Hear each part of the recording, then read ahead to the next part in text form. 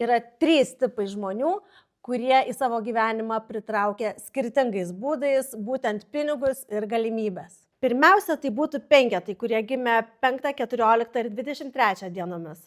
Su kuo jie bebendrautų, jiems nuolat atsiveria naujos durys, naujos galimybės, naujos perspektyvos, šansai. Jie moka gyventi lengvai, ilsėtis, mėgautis ir būti savimi. Toliau 6, gimė 6, 15 ir 24 dienomis. Ir būtent tada pas juos ateina galimybės. Tarsi viskas susidėlioja savaime. Bet čia yra labai svarbi sąlyga, kai jie yra pliuse ir neina prieš save.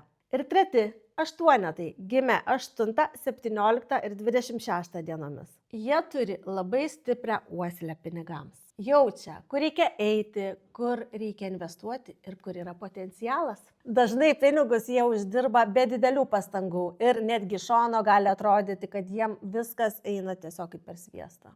Būtent dėl to tarp jų pasitaiko labai turtingų žmonių.